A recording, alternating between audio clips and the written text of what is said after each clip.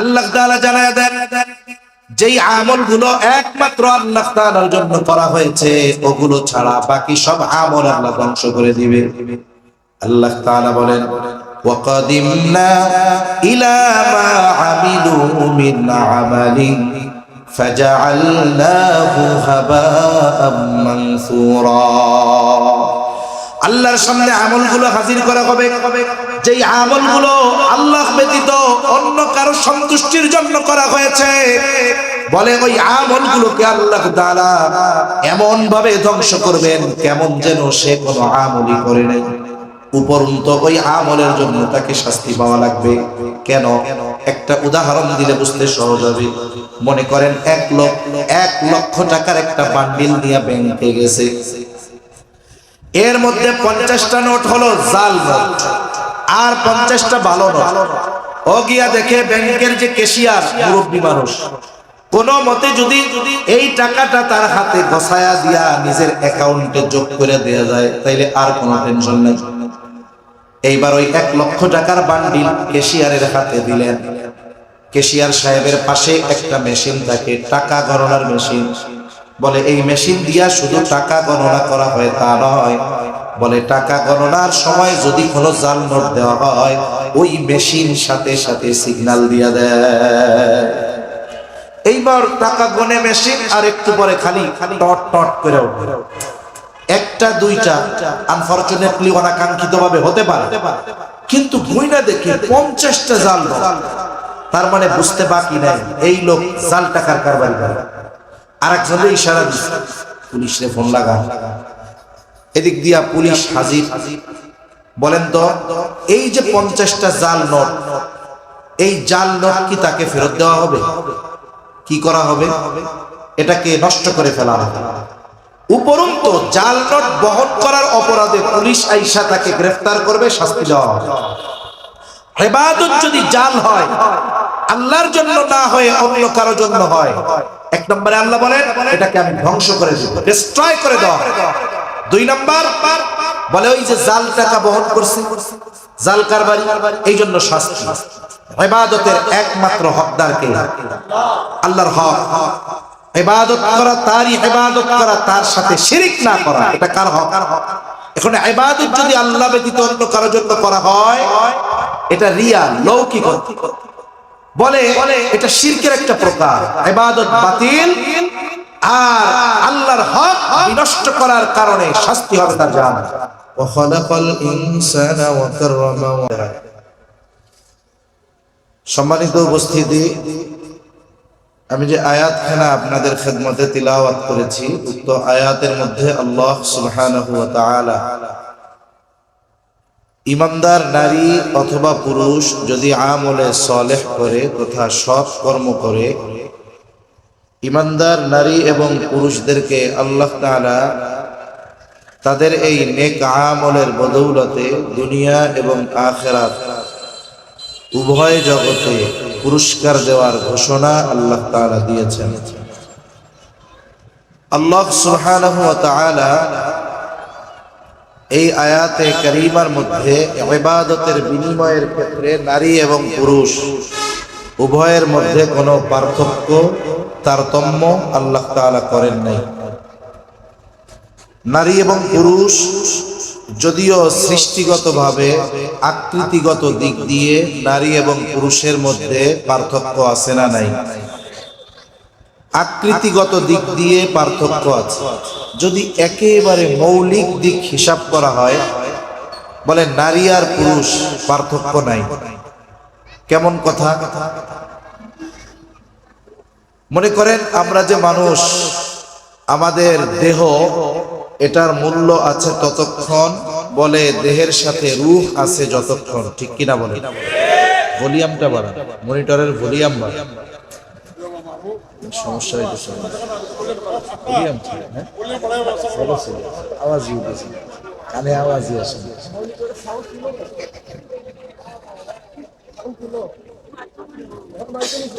যদিও সৃষ্টিগতভাবে নারী এবং পুরুষ যদি মৌলিক দিক হিসাব করা হয় তাহলে পার্থক্য নেই।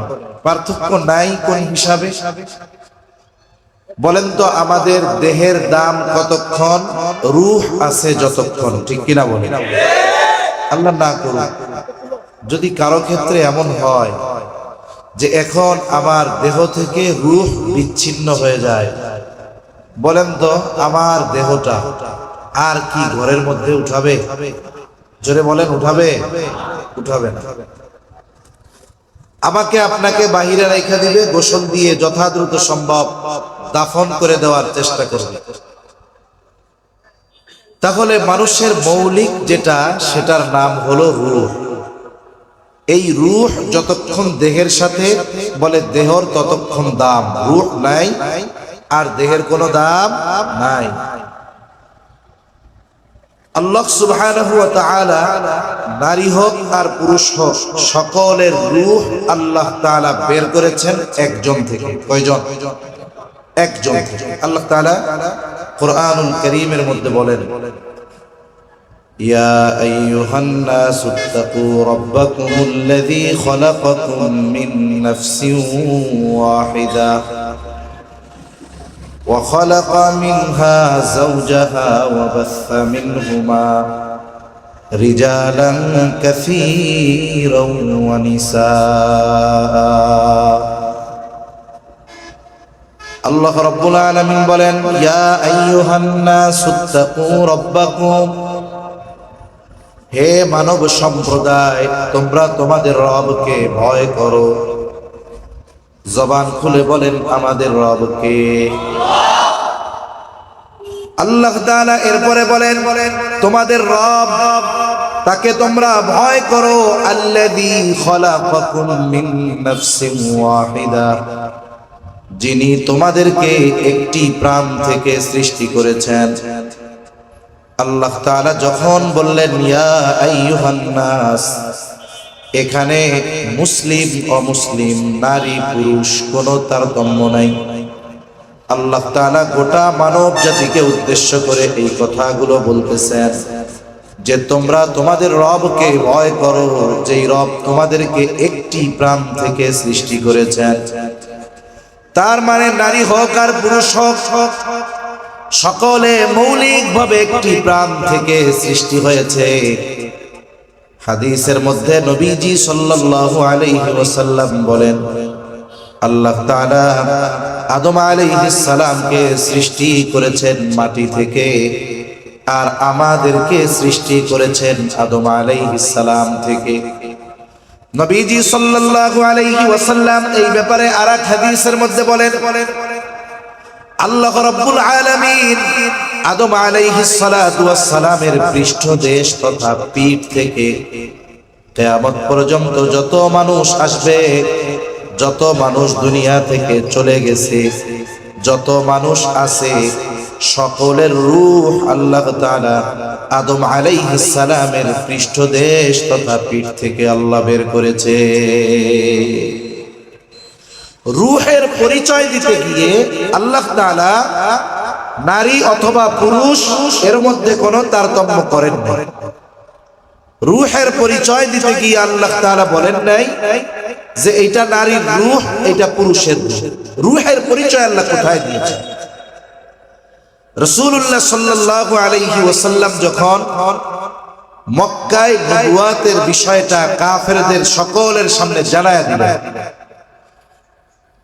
মক্কার মধ্যে নবী ইব্রাহিম আলাইহিস সালামের, ইসমাইল আলাইহিস সালামের পর থেকে নিয়ে আমার আপনার নবী দুনিয়ায় আসার আগ পর্যন্ত কুরাইশ বংশের মধ্যে আর কোন নবী আসেনি। অন্যদিকে আল্লাহ সুবহানাহু ওয়া তাআলা ইব্রাহিম আলাইহিস সালামের আরেক সন্তান ইসহাক আলাইহিস সালাম, তার সন্তান ইয়াকুব আলাইহিস সালাম, ওনার আরেক নাম ছিল ইসরাইল। ঈসা আলাইহিস সালাম পর্যন্ত যত নবী আসছে সব বনি ইসরাইল থেকে আসছে।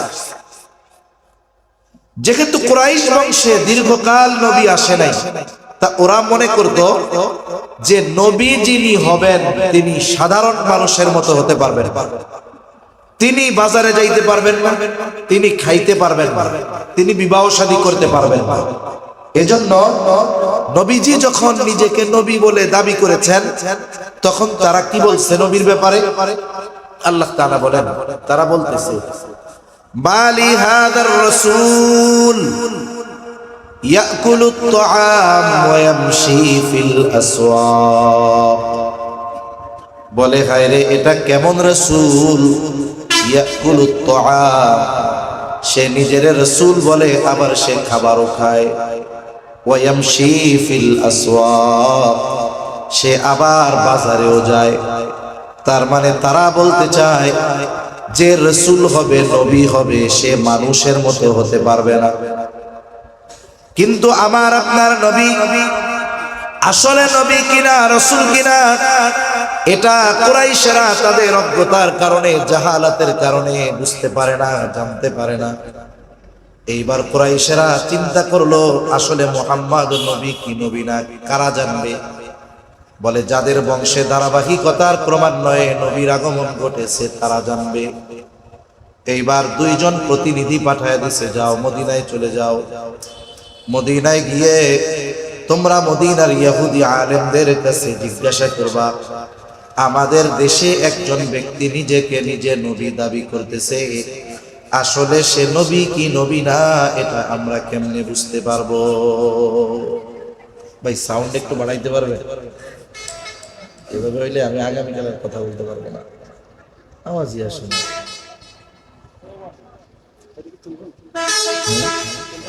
না না তোলা লাগবে না, আওয়াজ এইখানে মিশে বলে আওয়াজ বেশ কুমার ভাই টন দেন, টন টন আপনি টন দেন আর একটু ভলিউম দিয়ে আওয়াজটা ছাড়ে, হালকা রিভার্ব দেন, ঠিক হয়ে যাবে ইনশাআল্লাহ, সমস্যা নেই। ওনার জিনিস ভালো তো, অনেক ভালো জিনিস, কিন্তু হয়তো যে কোনো কারণে সমস্যা হইতেছে, স্বাভাবিক হতেই পারে।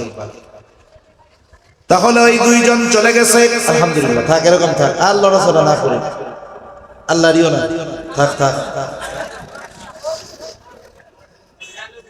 ওই দুইজন চলে গেছে, গিয়ে বলে আমাদের অঞ্চলে আমাদের মধ্য থেকেই একজন মানুষ নিজেকে নবী দাবি করতেছে, সে নবী কি নবী না আমরা কেমনে বুঝতে পারবো?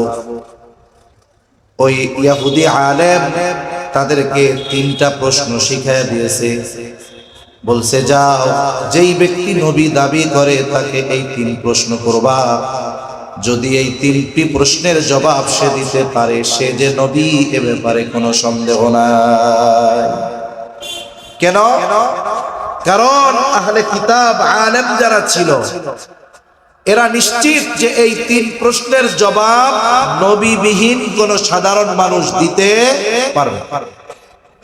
এই তিন প্রশ্ন শিখে তারা মক্কায় আসছে। আমার আপনার নবীকে এই তিন প্রশ্ন করছে, লম্বা ইতিহাস আছে, মূল কথাটা আমি বলতেছি। এই তিন প্রশ্নের মধ্যে এক প্রশ্ন হলো রূহ কি জিনিস? আল্লাহ রাব্বুল আলামিন এই রূহ কি জিনিসের জবাব আমার আপনার নবীকে জানায় দেয়। আল্লাহ তাআলা বলেন ওয়ায়াসআলুনাকা আনির রূহ কুলির রূহু মিন আমরি রাব্বি ওয়া মা উতীতুম মিনাল ইলমি ইল্লা কলিলা। আল্লাহ রাব্বুল আলামিন বলেন তারা আপনার কাছে জানতে চায়, আপনাকে জিজ্ঞাসা করে রূহ কি জিনিস। হাবিব আপনি জবাব দিয়ে দেন কুলির রূহু মিন আমরি রাব্বি, আপনি বলেন রূহ হলো আমার রবের আদেশ। তাহলে রূহ এখানে আল্লাহ তাআলা নারী অথবা পুরুষের বিভাজন করেন নাই। রূহের পরিচয় দিতে গিয়ে আল্লাহ তাআলা বলেন রূহ হলো আপনার রবের একটা আদেশ, প্রত্যাদেশ। এখন প্রশ্ন হতে পারে এই রূহ দেখতে কেমন, ধরতে কেমন, আকৃতি কেমন, রং কেমন, আকার আকৃতি কেমন? এই প্রশ্নগুলো যেন এরপরে না করা হয়, এই জন্য আল্লাহ তাআলা এরপর বলেন ওয়ামা উতীতুম মিনাল ইলমি ইল্লা কলিলা। আল্লাহ রাব্বুল আলামিন বলেন তোমাদেরকে অতি সামান্য জ্ঞান দেওয়া হয়েছে। রূহ দেখতে কেমন, আকৃতি কেমন, রং কেমন, এত কিছুর চিন্তার দরকার নাই, সোজা সাপটা জবাব। রূহ হলো আমার রবের একটা আদেশ। বলে ওই আদেশ যতদিন আমার পরে জারি থাকবে, আমি দুনিয়ায় চলতে পারবো, খাইতে পারবো, ঘুরতে পারবো। আল্লাহর আদেশ চলে আসবে, আল্লাহ রাব্বুল আলামিন যখন আমাকে অকেজ বলে ঘোষণা করবে, দেহ যত সুন্দর হোক, জ্ঞান যত বেশি হোক, এই দুনিয়ায় আমার আপনার আর অবস্থান করা হবে না। তাহলে রূহের পরিচয় দিতে গিয়ে আল্লাহ তাআলা রূহকে নারী আর পুরুষে বিভাজন ভাগ করেন। এজন্য মানুষের মৌলিক জিনিস কি বলেন? রূহ। মানুষের মৌলিক জিনিস কি? রূহ। কিন্তু আল্লাহ তাআলার একটা নিজাম তো আছে, সিস্টেম তো আছে। এরপরে আল্লাহ কি বলেন? তিনি তোমাদেরকে একটি প্রাণ থেকে সৃষ্টি করেছেন, ওয়া খালাকা মিনহা যাওজাহা। তিনি তোমাদেরকে একটি প্রাণ থেকে সৃষ্টি করেছেন, এরপরে তিনি কি করেছেন? ওয়া খালাকা মিনহা যাওজাহা, তিনি তার থেকে তার জোড়া বের করেছেন। এখন আল্লাহ তাআলা এই জোড়া আর সহধর্মিনী এই দুইজনের মাধ্যমে কি করলেন? আল্লাহ তাআলা বলেন, ওয়া বাসসা মিনহুমা রিজালান কাসীরাও ওয়া নিসা। আল্লাহ তাআলা আদম আলাইহিস সালাম আর তার জোড়া হাওয়া আলাইহিস সালাম এই দুইজনের মাধ্যমে পৃথিবীব্যাপী নারী আর পুরুষের বিস্তার ঘটিয়েছে। তাহলে এই যে গঠন দিক দিয়ে নারী আর পুরুষ, এটা আল্লাহ তাআলা আদম এবং হাওয়া আলাইহিস সালাম এই দুইজনের মাধ্যমে আল্লাহ তাআলা গোটা পৃথিবীতে ছড়িয়ে দিয়েছে। এজন্য গঠনগত দিক দিয়ে নারী পুরুষের মধ্যে পার্থক্য আছে। নারীর মধ্যে কিছু বিষয় আছে যেটা পুরুষের মধ্যে নাই, পুরুষের মধ্যে কিছু বিষয় আছে যেটা নারীর মধ্যে নাই। আবার শরীয়তের হুকুমগত দিক দিয়ে নারী পুরুষের মধ্যে কিছু পার্থক্য তারতম্য আছে। যেমন একজন নারী, একটা মেয়ে যখন প্রাপ্তবয়স্ক হয়, বালিগা হয়, বলে প্রতি মাসে 3 থেকে 10 দিন তার শারীরিক অসুস্থতা থাকে। বলে এই সময়টাতে আল্লাহ তাআলা তার নামাজ মাফ করে দিয়েছে। আবার দেখুন সন্তান প্রসবের পরে কিছুদিন অসুস্থতা থাকে, এই সময় আল্লাহ তাআলা তার নামাজ মাফ করে দিয়েছে। আবার পার্থক্য যেটা নিয়ে ইসলাম বিদ্বেষীরা সবচাইতে বড় নাড়াচাড়া করে, আল্লাহ সুবহানাহু ওয়া তাআলা নারী এবং পুরুষের মধ্যে সম্পদ বন্টনের যে রীতিনীতি রেখেছেন, এখানে দুইজন নারীর সমপরিমাণ সম্পদ আল্লাহ তাআলা একজন পুরুষের জন্য সাব্যস্ত করেছে। ইসলাম বিদ্বেষীরা বলে যে এইখানে ইসলাম নারীদেরকে ঠকিয়েছে। কেন? বলে পুরুষরা যা দিছে তার অর্ধেক দিছে নারীকে। এখানে ইসলাম নারীর উপরে অবিচার করছে। নাউজুবিল্লাহ। এই যে সম্পদ বন্টনের পদ্ধতি, এটা কি দুনিয়ার কোন আইনের মাধ্যমে হয়েছে না আল্লাহর আইনের মাধ্যমে?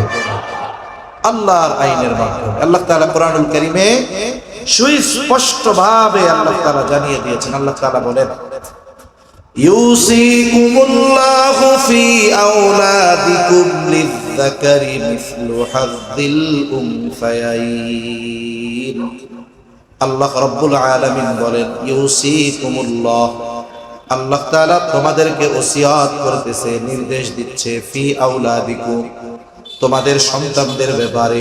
কি ওসিয়ত? যাকারি মিসলু হাযযিল উনসায়াইন। সোজা কথা হলো, একজন ছেলে যেই পরিমাণ সম্পদ পাবে এর পরিমাণটা হলো দুইজন কন্যার সমপরিমাণ। তার মানে দুইটা মেয়ে যেই পরিমাণ সম্পদ পাবে আর একজন ছেলে দুইজন নারীর সমপরিমাণ সম্পদ পাবে। এই বন্টন রীতি আল্লাহ তাআলা, যদিও দেখা যায় নারীর দ্বিগুণ পাবে পুরুষ, আসলে বাস্তবতা ভিন্ন। কারণ বাস্তবিক দিক যদি খেয়াল করা হয়, দেখা যাবে আল্লাহ তাআলা যদিও পরিমাণে নারীকে কম দেখানো হচ্ছে, কিন্তু বাস্তবে নারীকে আল্লাহ তাআলা জিতিয়ে দিয়েছে।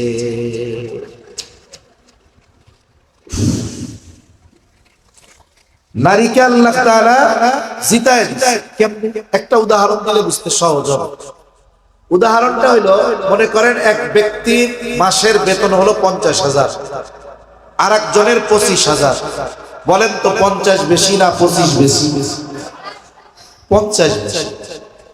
কিন্তু যেই ব্যক্তি 50,000 টাকা বেতন পায়,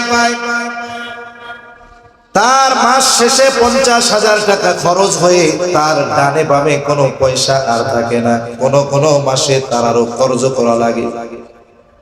আবার যে 25,000 টাকা বেতন পায়, বলে তার 10,000 খরচ, 15,000 তার থেকে যায়।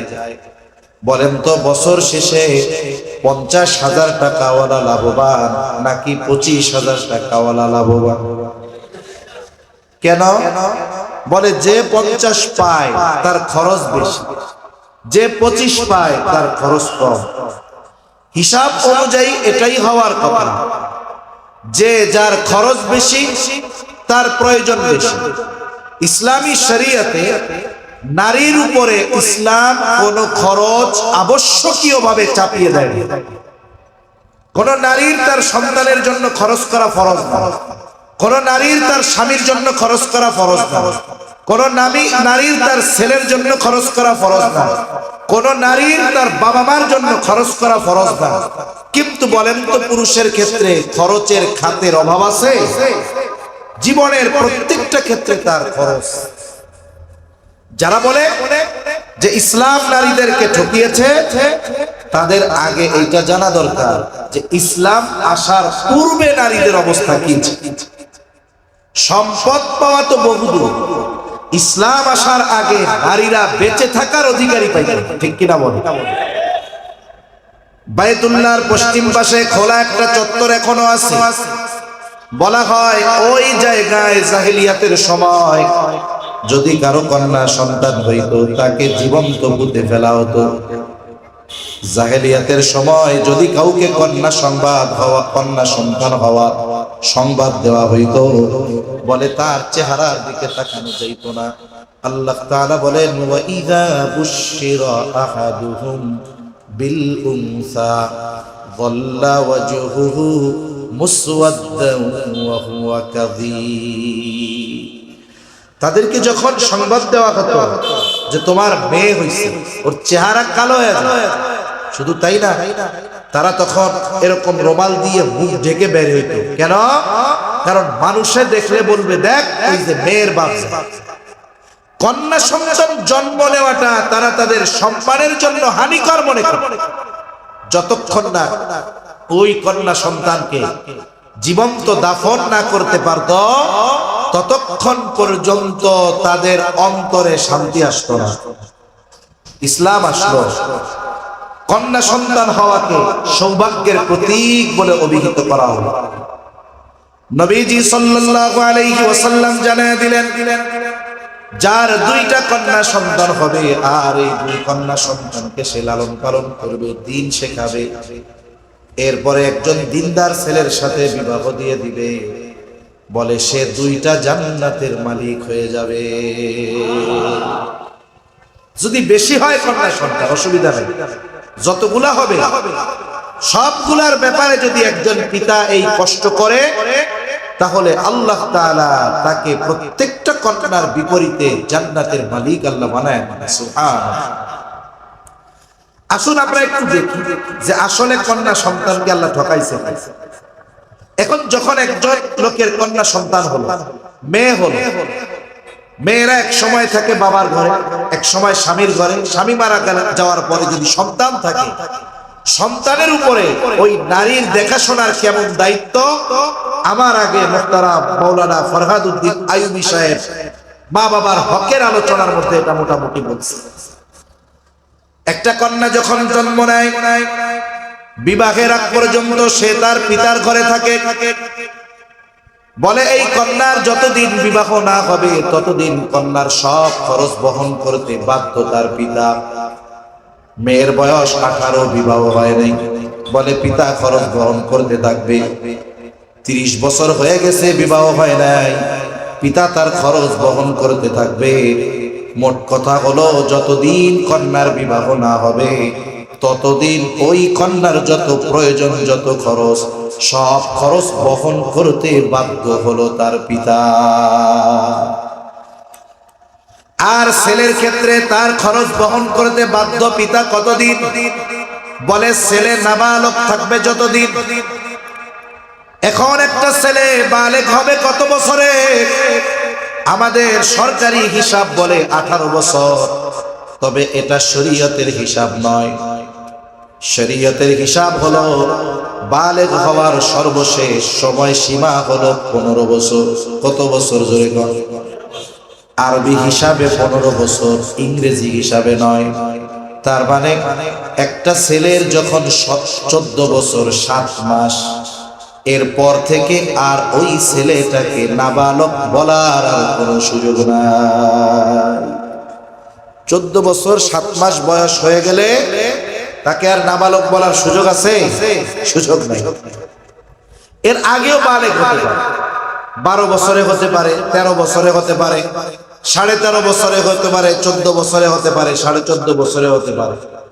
ছেলে 14.5 বছরের পর অথবা 14 বছর 7 মাস পর কোন ছেলের বাবা যদি তাকে বলে, আজকে থেকে তোমার খরচ আমি আর বহন করতে পারবো না, আজকে থেকে তোমার স্কুলের বেতন দিতে পারবো না, আজকে থেকে তোমার প্রাইভেটের খরচ দিতে পারবো না, বলেন তো বাবার এই কথা বলার অধিকার আছে না নাই?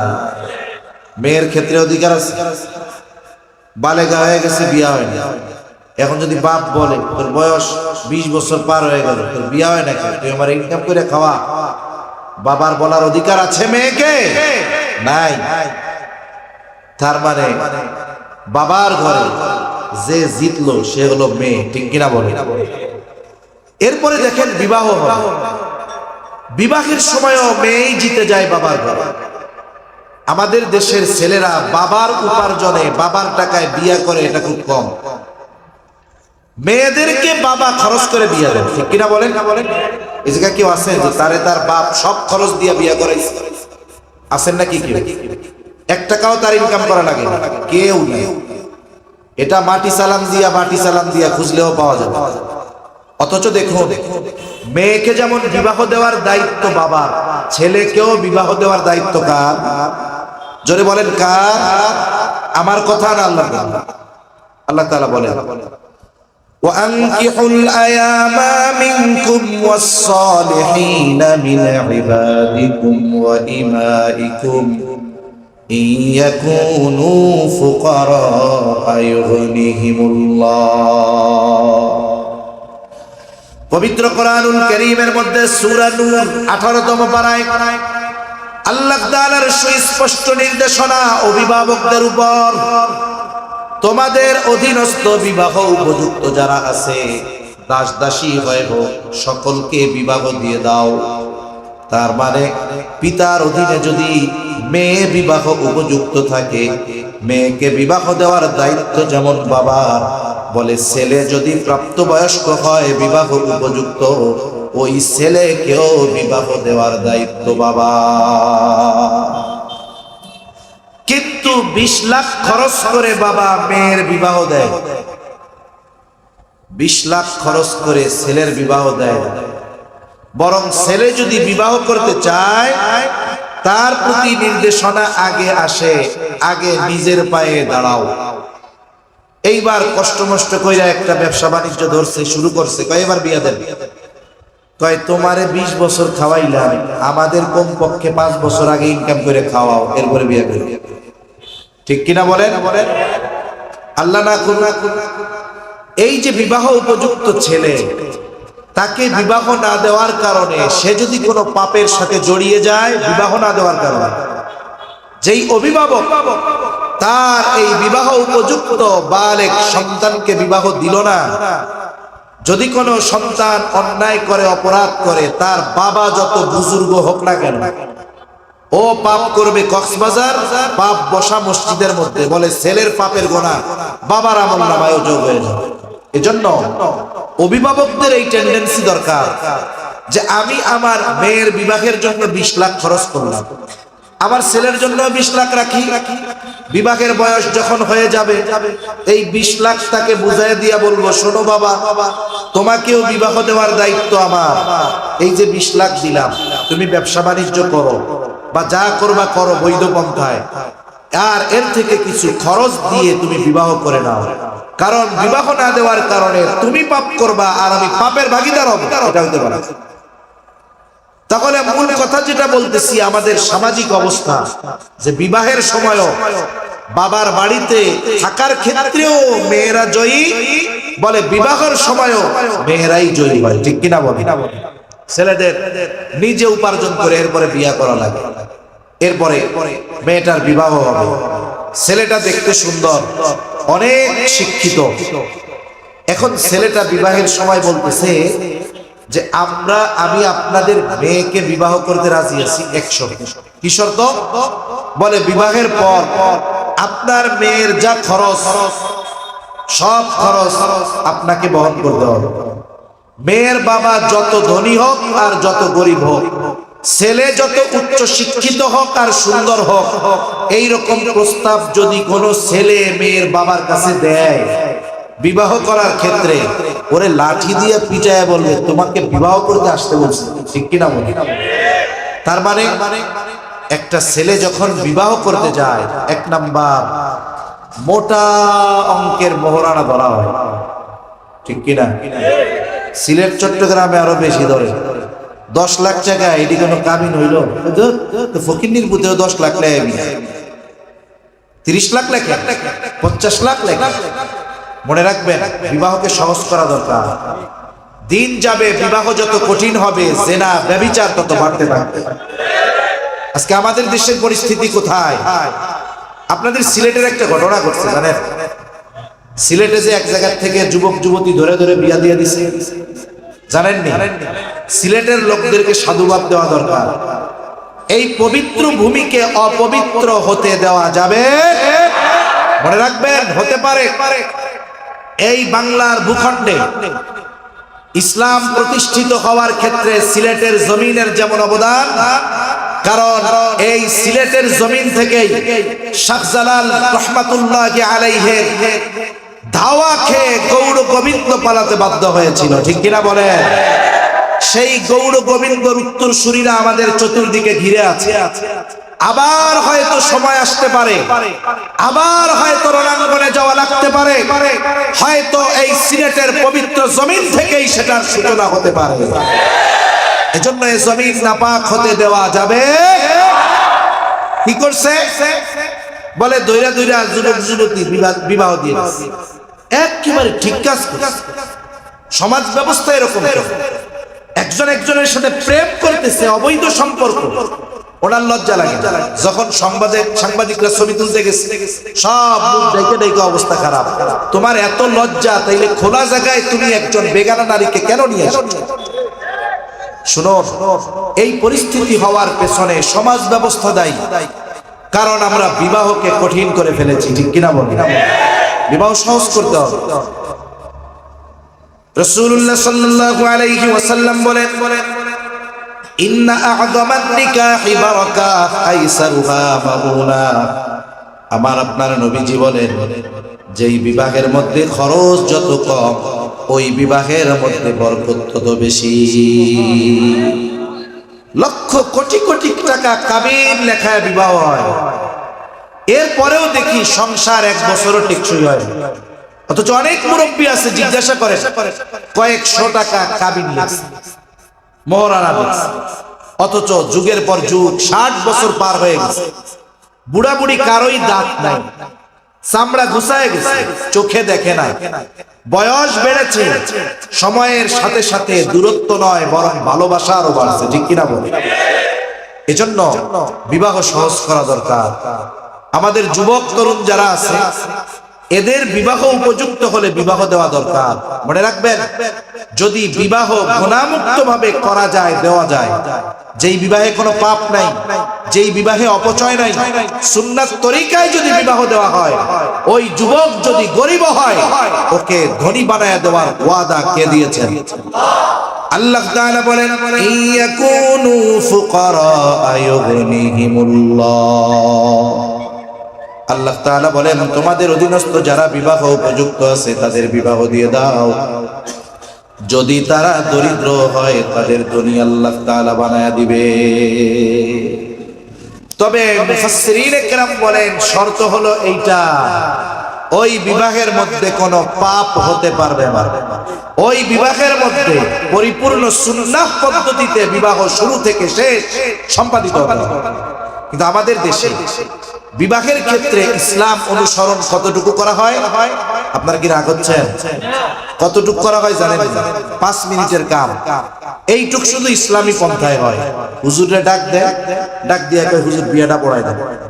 হুজুরটা বিয়া পড়াইছে, হুজুর খুতবা দিয়া দোয়া করার পরে কয় হুজুর আপনি যান গা, এই পরিবেশ ভালো লাগে না। ঠিক কিনা বলেন? বাকি সব কাজ শুরু থেকে নিয়ে সব অমুসলিমদের কালচার ফলো করে হয়। এখন বলুন, এই বিবাহে যদি আপনি কোটি টাকার কাবিনও লেখেন, এটার স্থায়িত্ব হবে? এজন্য স্বল্প খরচে বিবাহ যদি হয়, সুন্নাত তরিকায় যদি হয়, গুনাহ মুক্ত যদি হয়, মুফাসসিরিনে কেরাম বলেন আল্লাহর ওয়াদা, ও যদি দরিদ্র হয় আল্লাহ ওকে ধনী বানায়। তাহলে কোন কথার থেকে গেলাম? দেখুন, যখন কন্যাকে বিবাহ দেওয়া হবে, বলে যেই ছেলেটা তাকে বিবাহ করবে 1 নাম্বার তাকে মোহরানার টাকা দেওয়া লাগবে, 2 নাম্বার সে ওই মেয়ের সকল মৌলিক চাহিদা যত আছে, খাদ্য, বস্ত্র, চিকিৎসা, বাসস্থান, এগুলো সহ সব খরচ বহন করার ব্যাপারে প্রতিশ্রুতি দিবে। এরপরে মেয়েটাকে ছেলের সাথে বিবাহ দেওয়া হবে। তার মানে বিবাহের সময় ছেলের উল্টা মেয়েকে মোটা অঙ্কের মোহরানা দেওয়া লাগতেছে, আবার গোটা হায়াত সব খরচ মেয়ের বহন করার ওয়াদা দেওয়া লাগতেছে। তাহলে মেয়েটা যখন স্বামীর ঘরে আসলো, সব খরচ তার স্বামীর। বলে এভাবে চলছে হায়াত, অনেক সময় অনাকাঙ্ক্ষিত অনেক কিছু হয়ে যায়। যেমন স্বামী স্ত্রীর মধ্যে অনেক সময় বনাবনি হয় না, অনেক সময় স্বামী স্ত্রীর মধ্যে বিচ্ছেদ হয়ে যায়, মহিলা তালাকপ্রাপ্ত হয়ে যায়। আমাদের সমাজের কিছু বিষয় আছে, মানুষের চিন্তা ভাবনা পচে গেছে। অনেক সময় কোনো মেয়ে যদি তালাকপ্রাপ্ত হয়, এই তালাকের জন্য একতরফা ভাবে মেয়েদেরকে দোষারোপ করা হয়। কিন্তু বাস্তবতা তো ভিন্ন হতে পারে। আমাদের দেশে যত দিনদার বাবা আছে, দিনদার বাপ বুঝেন তো, বাবা দিনদার, এখন তার একটা মেয়ে আছে, মেয়েটাও দিনদার, কিন্তু বিবাহ দেওয়ার ক্ষেত্রে বাবা দিনদার ছেলের চাইতে মালদার ছেলে খুঁজে বেশি। ছেলের টাকা পয়সা আছে। এখন আরেকজন জিজ্ঞাসা করতেছে, চাচা আপনি দিনদার মানুষ, মেয়েটার বিবাহ দিয়েছেন, আপনার মেয়েও তো আলেমা ভালো, তা ছেলে কি দিনদার নাকি? কয় না, দিনদার না, তবে টাকা পয়সা আছে তো ঠিক হয়ে যায়। আরে ভাই, টাকা পয়সা থাকলে বাঘের চোখ মিলতে পারে, কিন্তু টাকা থাকলেই দিনদার হওয়া যায় না। ঠিক কিনা বলেন? আফসোস আমাদের। এখন কি হলো, আপনি তো গুলশানে ডুপ্লেক্স বাড়ি দেখছেন, পূর্বাচলে তার প্লট আছে 10টা, ঢাকা শহরে অনেকগুলো বিজনেস আছে।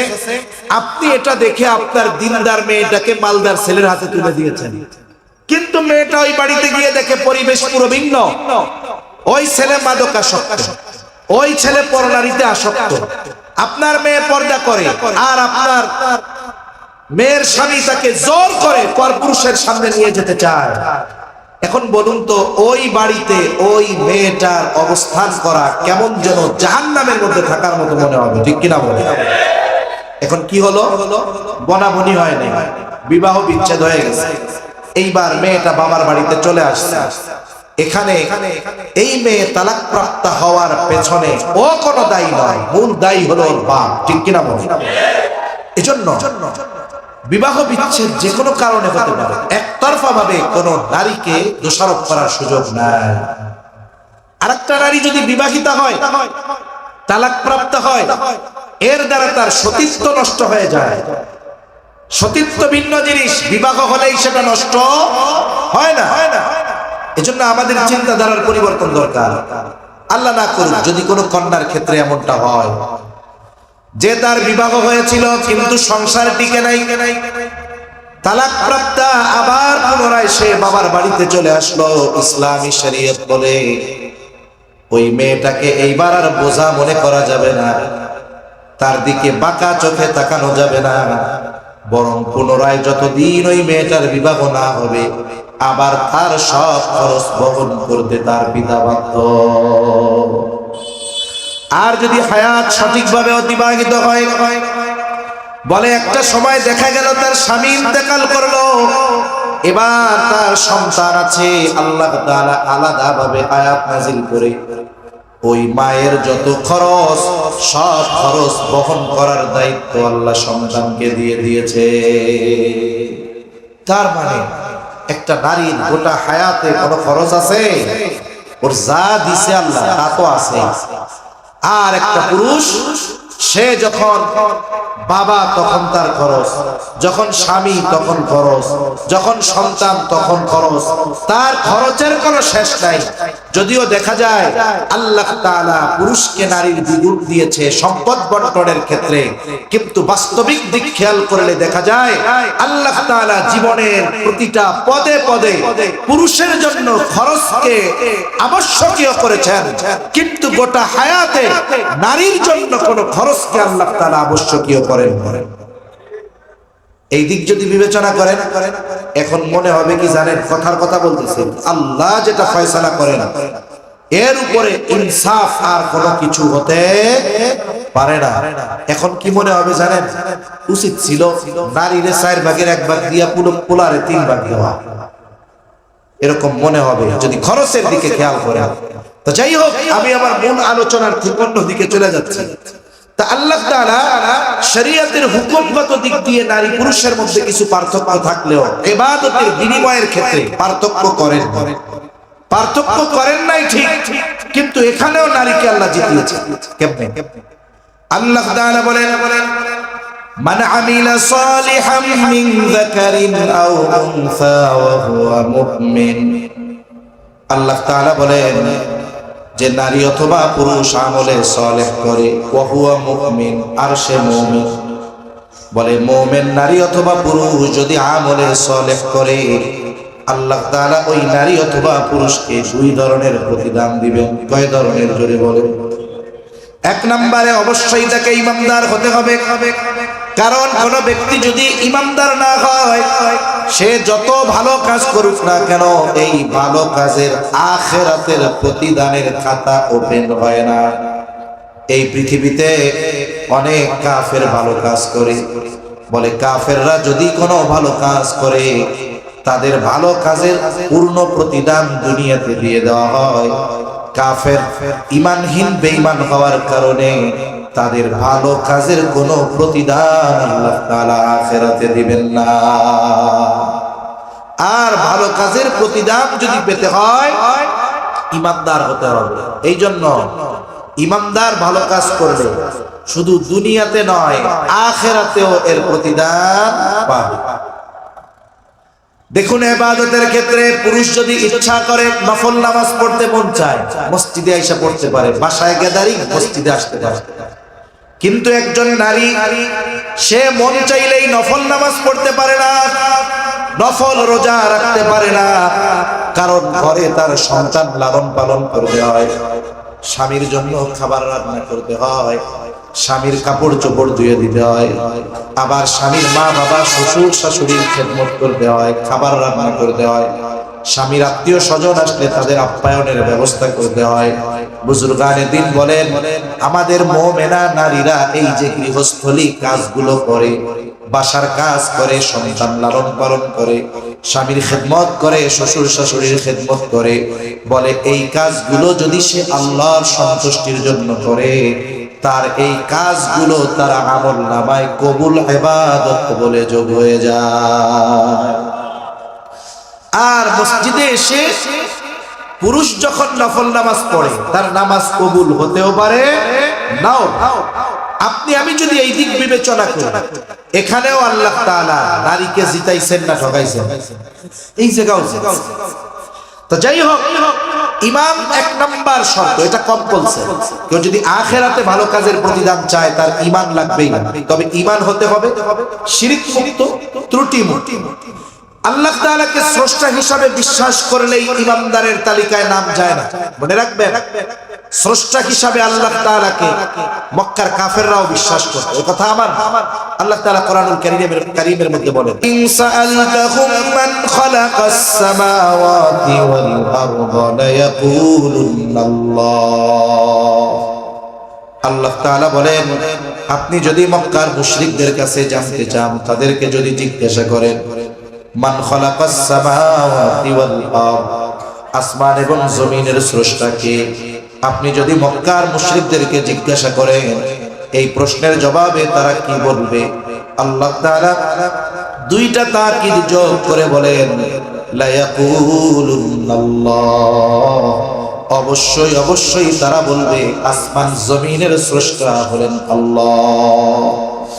আল্লাহ রাব্বুল আলামিন এরপরে বলেন وَلَئِنْ سَأَلْتَهُمْ مَنْ خَلَقَ السَّمَاوَاتِ وَالْأَرْضَ لَيَقُولُنَّ اللَّهُ।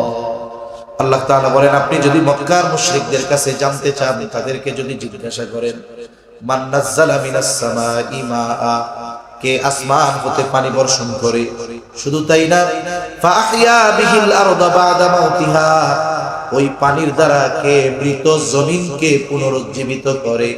অর্থাৎ চৈত্র মাস যখন জমিনের পানি শুকিয়ে যায়, জমিনটা শুকনা ঠনঠনা হয়ে যায়, জমিনটা ফসল উৎপাদনের অনুপযুক্ত হয়ে যায়, এটাকে মৃত জমিন বলে আল্লাহ তাআলা বুঝিয়েছেন। আবার যখন ওই জমিনের উপরে বৃষ্টির পানি পড়ে, শুকনা ঠনঠনা ওই মাটিটা নরম হয়ে যায়, ফসল উৎপাদনের উপযুক্ত হয়ে যায়। এই কথাই আল্লাহ তাআলা বলেন, আপনি যদি তাদেরকে জিজ্ঞাসা করেন বৃষ্টি কে দেয়, বৃষ্টির পানির দ্বারা কে ফসল উৎপাদনের অনুপযুক্ত জমিনটাকে ফসল উৎপাদনের উপযুক্ত করে তুলে, ওরা ওদের দেব দেবীদের কথা বলবে না। দুইটা তাকিদ যোগ করে আল্লাহ তাআলা বলেন লা ইয়াকুলুন্নাল্লাহ, অবশ্যই অবশ্যই এগুলো যিনি করেন তিনি কে। আবার আল্লাহ তাআলা এক জায়গায় বলেন ওয়ালা ইন সাআলতাহুম মান খালাকাহুম লা ইয়াকুলুন্নাল্লাহ, আপনি যদি মক্কার মুশরিকদেরকে জিজ্ঞাসা করেন মান খালাকাহুম, তাদেরকে কে সৃষ্টি করেছে, নাস্তিকদের মতো তারা বলবে না আমরা প্রাকৃতিকভাবেই হয়ে গেছি, এমনটা বলবে না। তারাও বলবে লা ইয়াকুলুন্নাল্লাহ, অবশ্যই অবশ্যই আমাদের সৃষ্টি করেছেন আল্লাহ।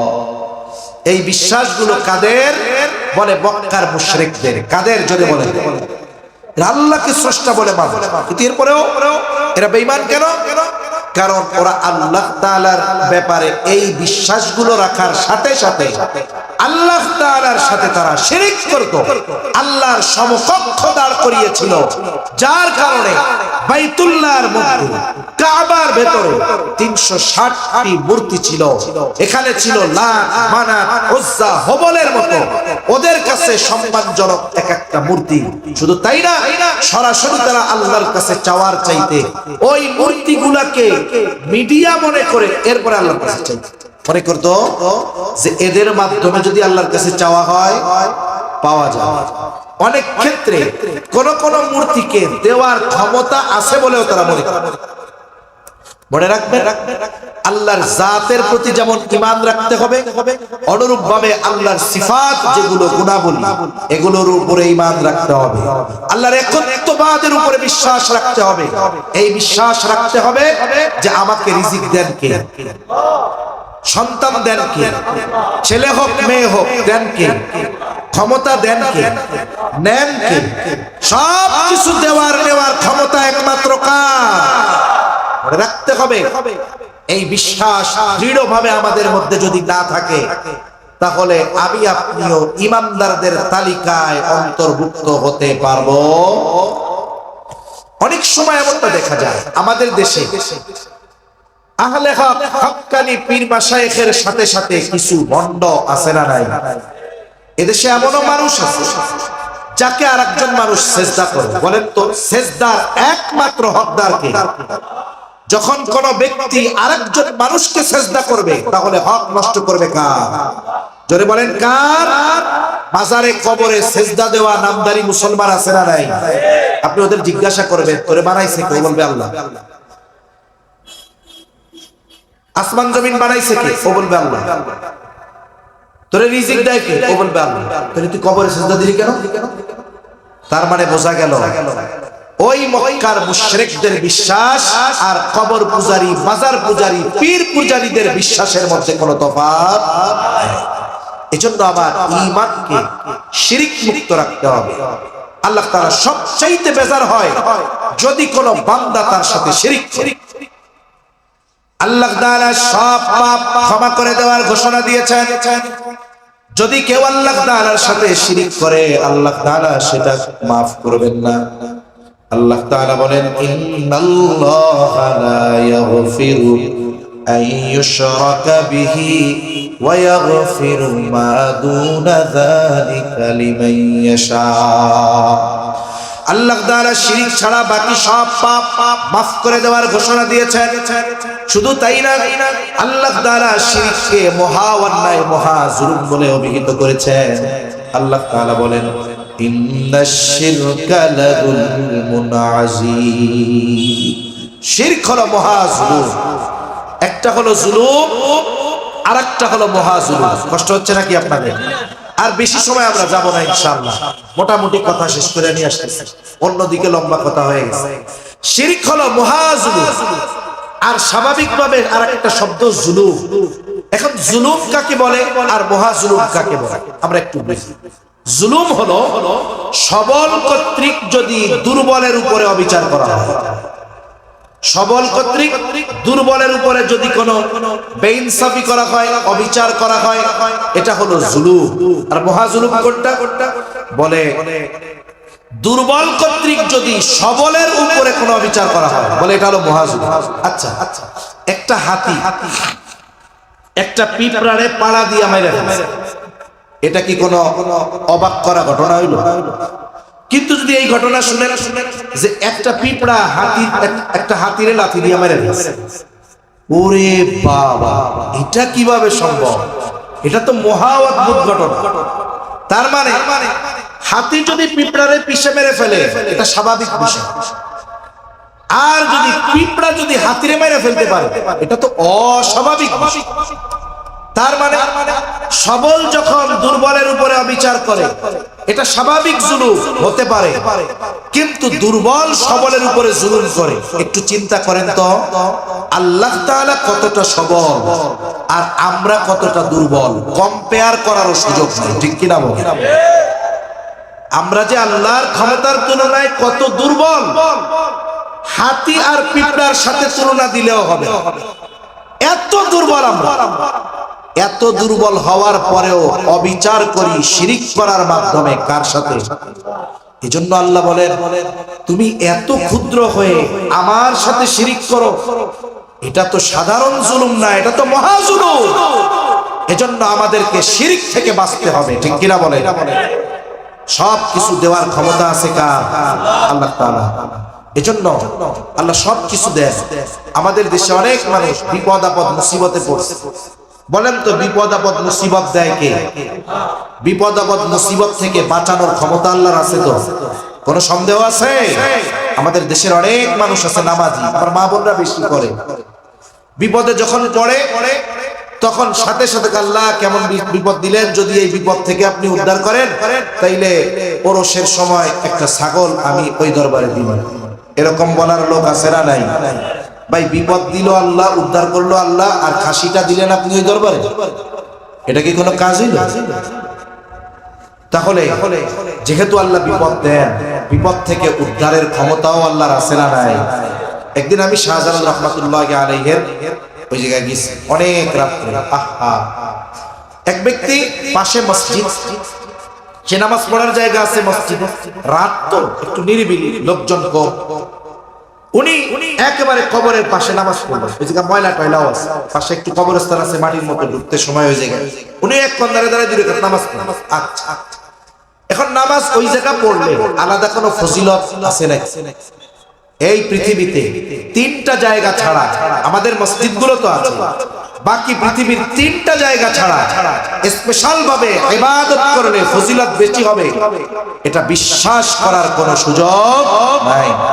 মসজিদুল আকসা, মসজিদুল নববী আর মসজিদুল হারাম, এই তিন জায়গায় ইবাদত করলে স্পেশাল সুযোগ।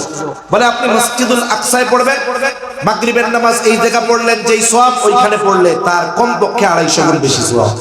মসজিদুল নববীতে পড়বেন 1000 গুণ কমপক্ষে। মসজিদুল হারামে মাগরিব পড়বেন কমপক্ষে 1,00,000 গুণ সওয়াব আল্লাহ বাড়ায় দিবে। সুবহানাল্লাহ। এছাড়া বাংলাদেশের কোন মাজার আছে, কোন দরবার আছে যেখানে গিয়ে নামাজ পড়লে সওয়াব বেশি হবে?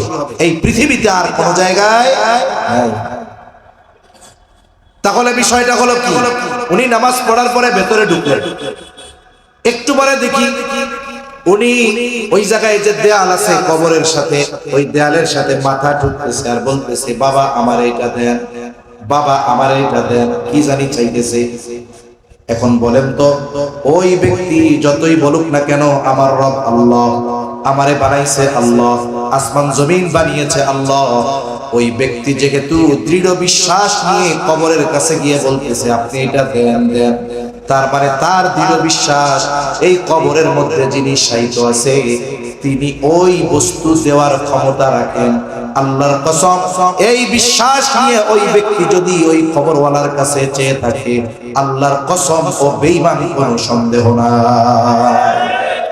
এজন্য আমাদের উপমহাদেশে লক্ষ বললে ভুল হবে, কোটি কোটি মুসলমান পরিচয়ের মানুষ আছে যে তারা ওই ধরনের কুফরি বিশ্বাস লালন করার কারণে নিজে যে বেঈমান ও নিজেও জানে। এজন্য ঈমানকে পরিশুদ্ধ করতে হবে, শিরক মুক্ত রাখতে হবে। আল্লাহ তৌফিক দান করেন। এরপরে যদি আমি আমল করি, অল্প আমলও যদি হয়, ওই অল্প আমলের জন্য বড় প্রতিদান দেওয়ার ক্ষমতা আল্লাহর আছে না নাই? এজন্য নবীজিও বলেন, আখলিস দীনাকা ইয়াকফিকাল আমালুল কালিল, তোমার ঈমান খাঁটি করো, অল্প আমল নাজাতের জন্য যথেষ্ট হয়ে যাবে। এরপরে আল্লাহ তাআলা জানায় দিলেন ইমানদার নারী পুরুষ, দ্বিতীয় কথা হলো আমলে সালেহ, তার মানে সৎকর্ম, নেক কর্ম। মনে রাখবেন, নামাজ পড়া আমল, কিন্তু সবার ক্ষেত্রে এটা আমলে সালেহ হয় না। বলে যার নামাজ, যার ইবাদত আল্লাহর কাছে কবুল হবে, ওই আমলটাই হবে আমলে সালেহ। সবার নামাজ কি আল্লাহর কাছে কবুল হয়? এখন এই কবুল হওয়ার জন্য কি করা দরকার?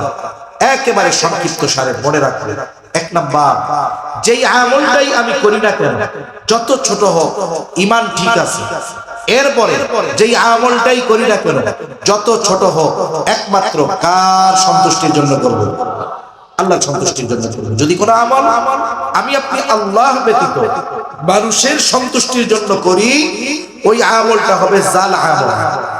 আমার আপনার গোটা হায়াতের সব আমল আল্লাহর সামনে হাজির করা হবে।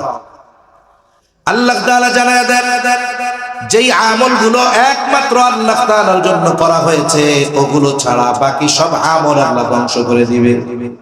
আল্লাহ তাআলা বলেন, ওয়াকাদিমনা ইলা মা আমিলু মিন আমালিন ফাজআলনাহু হাবাআম মানসুরা।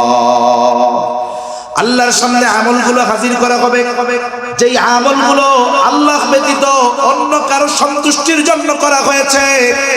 বলে ওই আমলগুলোকে আল্লাহ তাআলা এমন ভাবে ধ্বংস করবেন, কেমন যেন সে কোনো আমলই করে নাই। উপরন্তু ওই আমলের জন্য তাকে শাস্তি পাওয়া লাগবে। কেন? একটা উদাহরণ দিলে বুঝতে সহজ হবে। মনে করেন 1 লক্ষ টাকার একটা বান্ডিল নিয়ে ব্যাংকে গেছে, এর মধ্যে 50টা নোট হলো জাল নোট আর 50টা ভালো নোট। ও গিয়া দেখে ব্যাংকের যে ক্যাশিয়ার মুরব্বী মানুষ, কোন মতে যদি এই টাকাটা তার হাতে গছায়া দিয়া নিজের অ্যাকাউন্টে যোগ করে দেয়া যায়, তাইলে আর কোনো টেনশন নেই। এইবার ওই 1 লক্ষ টাকার বান্ডিল ক্যাশিয়ারের হাতে দিলেন। ক্যাশিয়ার সাহেবের পাশে একটা মেশিন থাকে, টাকা গণনার মেশিন। বলে এই মেশিন দিয়া শুধু টাকা গণনা করা হয় তা নয়, বলে টাকা গণনার সময় যদি কোনো জাল নোট দেওয়া হয়, ওই মেশিন সাথে সাথে সিগন্যাল দিয়া দেয়। এইবার টাকা গনে মেশিন, আর একটু পরে খালি টট টট করে উঠবে। একটা দুইটা আনফরচুনেটলি অনাকাঙ্ক্ষিত ভাবে হতে পারে, কিন্তু গুইনা দেখে 50টা জাল নোট, তার মানে বুঝতে বাকি নাই এই লোক জাল টাকার কারবারি করে। আরেকজনে ইশারা দিচ্ছে, পুলিশে ফোন লাগা। এদিক দিয়া পুলিশ হাজির। বলেন তো, এই যে 50টা জাল নোট, এই জাল নোট কি তাকে ফেরত দেওয়া হবে? কি করা হবে? এটাকে নষ্ট করে ফেলা হবে। উপরন্তু জাল নোট বহন করার অপরাধে পুলিশ আইসা তাকে গ্রেফতার করবে, শাস্তি দেওয়া হবে। ইবাদত যদি জাল হয়, আল্লাহর জন্য না হয়ে অন্য কারোর জন্য হয়, এক নম্বরে আল্লাহ বলেন এটাকে আমি ধ্বংস করে দেব, ডিস্ট্রয় করে দেওয়া। দুই নম্বর বলে ওই যে জাল টাকা বহন করছে, জাল কারবারি, এই জন্য শাস্তি। ইবাদতের একমাত্র হকদার কে? আল্লাহর হক। ইবাদত করা তারই, ইবাদত করা তার সাথে শিরক না করা, এটা কার হক? এখন ইবাদত যদি আল্লাহ ব্যতীত অন্য কারোর জন্য করা হয়, এটা রিয়া, লৌকিক, বলে এটা শিরকের একটা প্রকার। ইবাদত বাতিল, আর আল্লাহর হক বিনষ্ট করার কারণে শাস্তি হবে তার জাহান্নাম। এখন অনেকে চিন্তা করতে পারে শয়তানেও ধোঁকা দিবে যে আমরা নামাজ পড়তেছি, নতুন নতুন নামাজ পড়লে তো মন চায় মানুষে দেখুক। মন চায় কি চায় না? মনে রাখবেন, একটা আমল বাস্তবে আমলে পরিণত হতে, আমলে সালেহ হিসাবে পরিণত হতে সময়ের দরকার।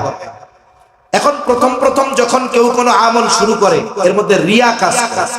রিয়া মানে লোক দেখানোর ইচ্ছা। এখন চিন্তা করবে, হায় রে, শয়তান এসে ধোঁকা দিবে। বেটা, এমনি তো ইবাদত না করলে আল্লাহ চাইলে মাফ করে দিতে পারে।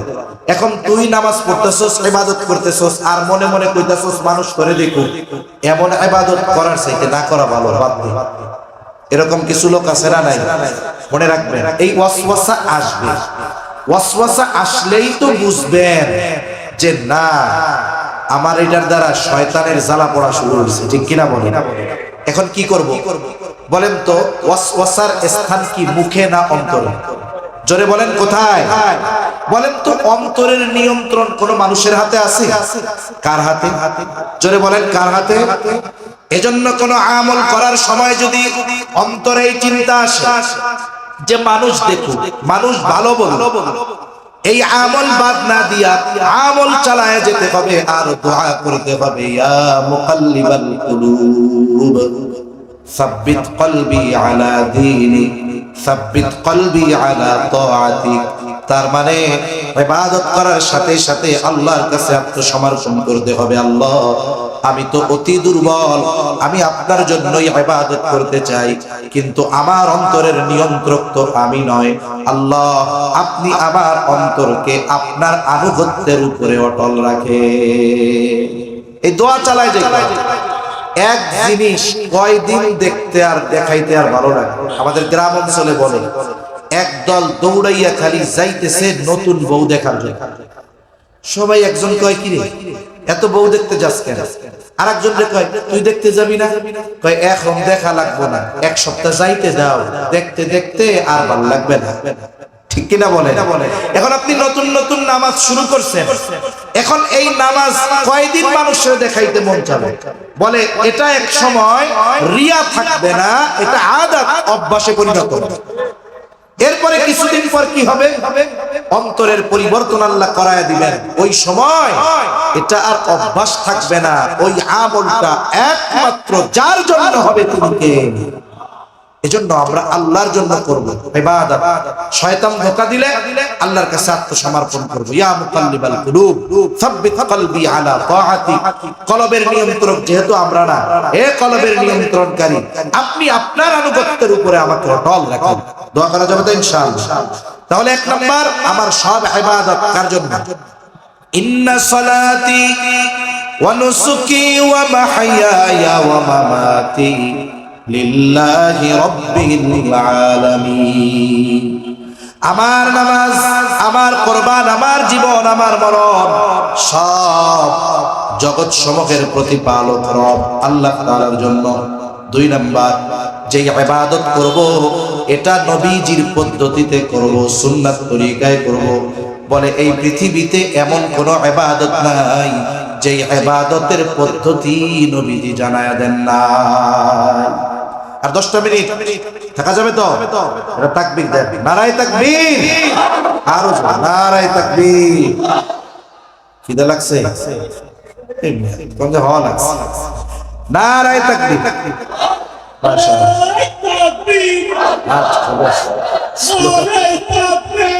মাশাআল্লাহ মাশাআল্লাহ।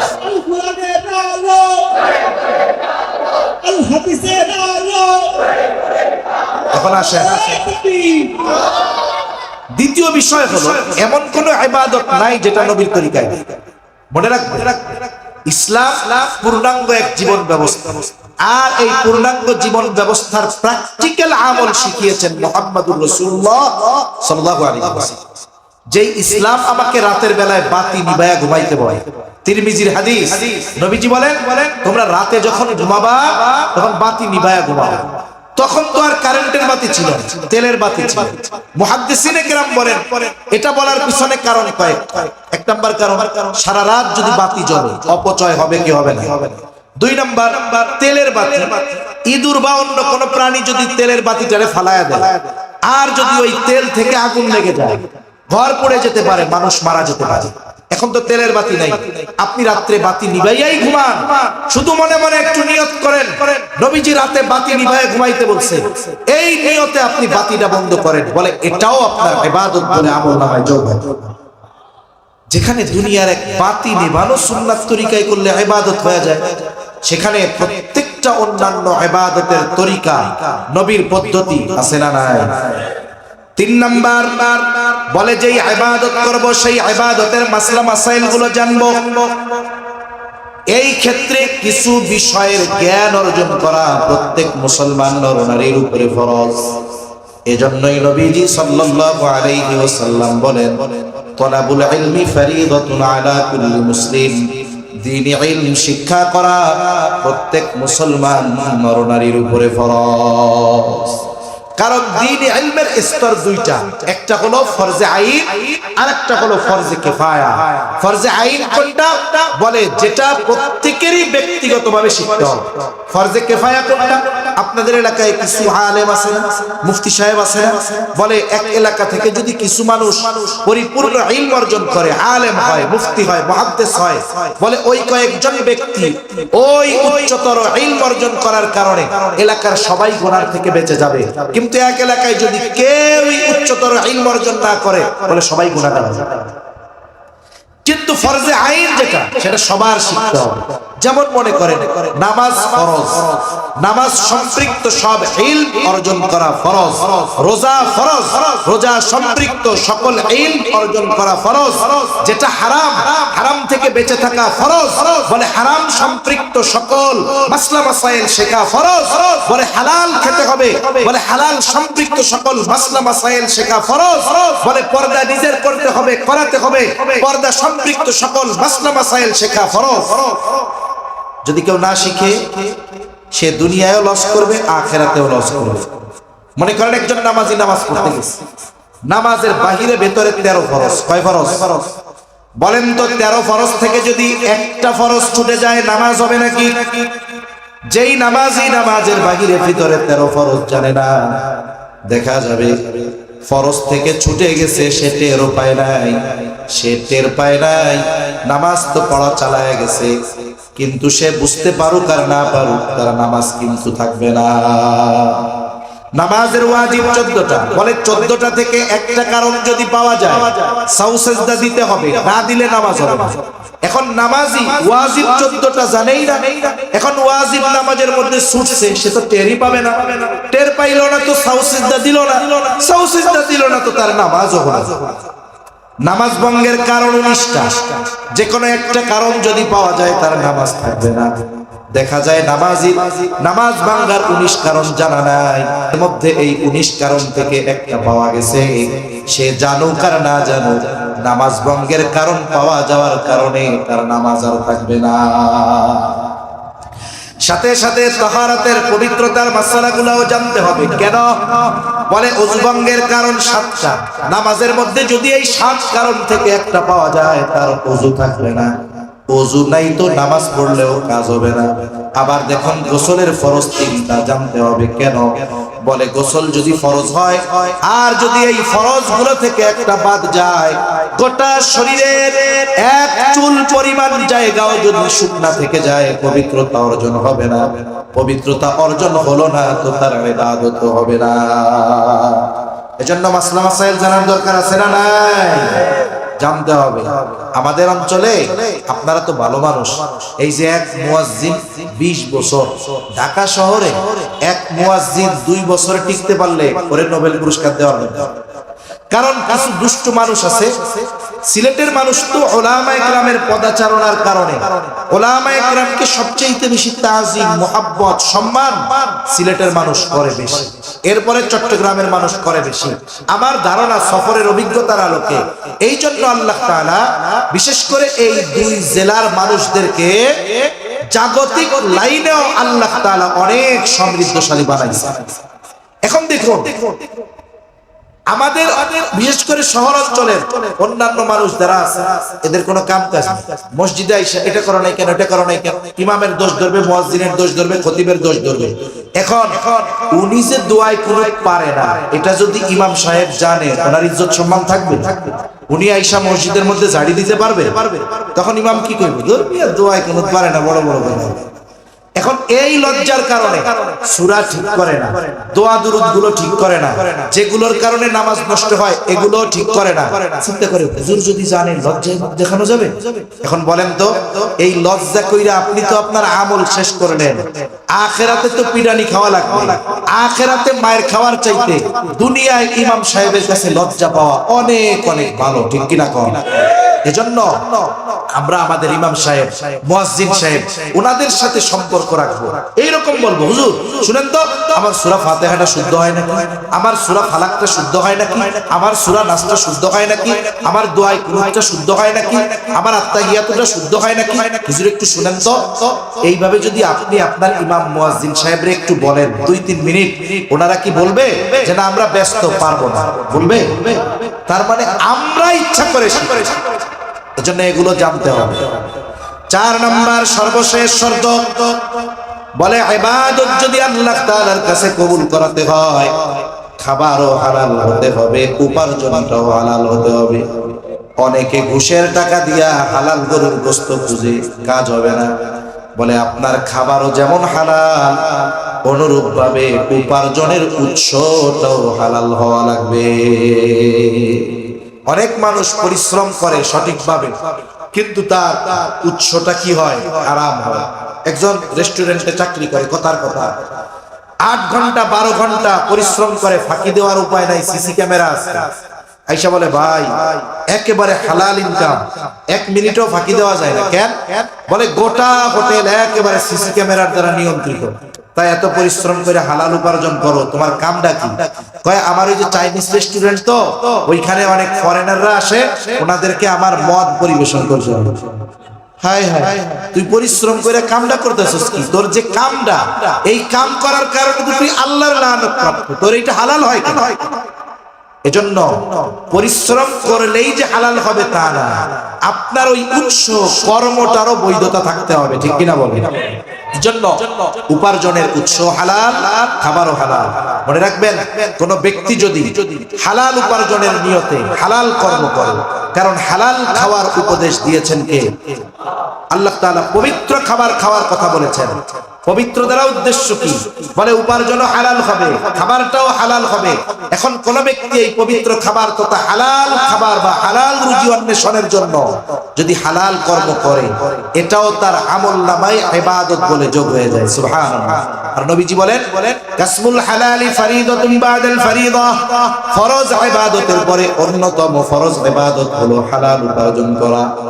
এই জন্য যেই মানুষগুলো হালাল উপার্জনের নিয়তে হালাল কর্ম করে, তাদের কর্ম যত ছোট হোক না কেন, আমরা কখনো তাদের কর্মগুলো নিয়ে তুচ্ছ তাচ্ছিল্য করব না। হালাল কর্ম যে করে, হালাল কর্ম করে, হালাল কাজ করে, এই ধরনের মানুষকে আমরা আরো রেসপেক্ট করব, সম্মান করব। করা যাবে তো ইনশাআল্লাহ? এই পৃথিবীতে যত ধরনের কাজ আছে, সব পৃথিবীর শ্রেষ্ঠ মানুষগুলার দ্বারা আল্লাহ তাআলা করিয়েছেন। এজন্য মনে রাখতে হবে, আমরা কোনো হালাল কর্ম যিনি করেন, এই ছোট কর্মের কারণে তাকে সামাজিকভাবে তুচ্ছ তাচ্ছিল্য করব। 2 নম্বর, খাবারটাও হালাল হতে হবে। উপার্জন হারাম, খাবার হারাম, বলে তার দোয়া আল্লাহ কবুল করেন না। 2 নম্বর, বলে তার ইবাদত আল্লাহ কবুল করেন না। 3 নম্বর, তার উপার্জন হারাম, খাবার হারাম। নবীজি বলেন লা ইয়াদখুলুল জান্নাতা জাসাদুন গুদিয়া বিল হারাম, হারাম ভক্ষণকারীর শরীর জান্নাতে প্রবেশ করবে না। এই দুনিয়ার একটু মজা নেওয়ার জন্য হারাম উপার্জন করে হারাম খেয়ে দোয়া কবুল হইল না, ইবাদত কবুল হইল না, জান্নাতে যাওয়া গেল না। বলেন তো, এই অবস্থা যদি হারাম খোরদের হয়, হারাম উপার্জনকারীদের হয়, তাহলে তার তো সবই গেল, ঠিক কিনা বলি? এজন্য দুনিয়ার সামান্য ভোগ বিলাসের জন্য নিজেকে হারামের মধ্যে জড়ায়া দিব না। আমি 3 বেলার জায়গায় 2 বেলায় খাবো, 1 তরকারির জায়গায় 2 তরকারির জায়গায় 1 তরকারি দিয়ে খাবো, না থাকলে লবণ দিয়ে খাবো, তবুও হারামের সাথে সম্পৃক্ত হব না ইনশাআল্লাহ। এই শর্তগুলো ঠিক রেখে ইবাদত করবে, ঈমান পরিশুদ্ধ, নারী অথবা পুরুষ। পুরস্কার কয় ধরনের? 2 ধরনের। আল্লাহ তাআলা এই দুনিয়াতে ঈমানদার যত নেক কাজ করে, এই নেক কাজের প্রতিদান শুধু আখিরাতে দেন না, দুনিয়ায়ও দেন। আল্লাহ তাআলা সেই কথা বলেন, কি বলেন? ফালানুহিয়ান্নাহু হায়াতান তাইয়্যিবা। ঈমানদার নারী অথবা পুরুষ যদি আমলে সালেহ করে, প্রথম ধরনের পুরস্কার দুনিয়ায় কি দিবে? বলে ফালানুহিয়ান্নাহু হায়াতান তাইয়্যিবা, আল্লাহ তাআলা তাকে পবিত্র জিন্দেগি দান করবে। আমাদের ইমাম সাহেব হুজুররা, খতিব সাহেব হুজুররা দোয়া করে নামাজ পড়তে, আল্লাহ অমুকরে আপনি হায়াতে তৈয়বা দান করেন। দোয়া করে কি করে না? এর ব্যাখ্যা কি? লম্বা কথা সংক্ষিপ্ত সারে বলি। কয়েকজন মুফাসসিরের মত যে হায়াতে তৈয়বার এক অর্থ, বলে পবিত্র এক শান্তিময় জীবন, যেই জীবনে কোনো অপবিত্রতা নাই, আবার ওই জীবনে শান্তি আছে। মনে রাখবেন, সুখ এটা আসবাবের সাথে সম্পৃক্ত, শান্তি অন্তরের সাথে সম্পৃক্ত। মনে করেন একজনের বাড়িতে গরম লাগে, এসি লাগাইছে, এসি 2 টনে হয় না, 5 টন লাগাইছে। আবার দেখেন এত আরাম গরমের দিন, আবার শীতের দিন শীত লাগলে ওইটা দিয়ে গরম বাতাস বাইরে, এটা হলো সুখ। কিন্তু দেখা যাবে ওই লোকটার ছেলে একটা মাদকাসক্ত, স্ত্রী কথা শুনে না, মেয়েটা একেবারে বেহায়ার মতো চলে। বলেন তো, ওই এসি ঘরের মধ্যে যতই আরাম হোক, তার কি ঘুম আসবে? তার সুখ আছে, সুখের আসবাব আছে, কিন্তু অন্তরে কি নাই? জোরে কথা, শান্তি না। কিন্তু দেখবেন এক লোক বৃষ্টি হইলেও চাল দিয়া পানি পড়ে, শীতের দিনেও পড়ে, কিন্তু লোকটার স্ত্রী দিনদার, ছেলেটা মাদ্রাসায় পড়ে, ভদ্র, লোকটা চালায় রিক্সা, তার ঘরের মধ্যে এসি তো বহুদূর, মাগার কারেন্টই নাই, মাথার তলে শিমুল তুলার বালিশ না, বলে বালিশটা মোটামুটি ওই ইটের মতো শক্ত, ওইটা মাথার তলে দিয়া সে যখন ঘুমায়, একটু পরে গড়গড় গড়গড় করে নাক ডাকা শুরু হয়ে যায়। কয় ওর সুখের আসবাব নাই, কিন্তু আল্লাহ ওরে শান্তি দিচ্ছে, ঠিক কিনা বলে? আল্লাহ বলে শান্তিময় জীবন দেওয়া হবে, আর যেই জীবনে কোনো অপবিত্রতা থাকবে না। এরপরে কি দিবে? বলে এই দুনিয়ার প্রয়োজন মেটানোর ব্যবস্থা করা হবে। একটা হলো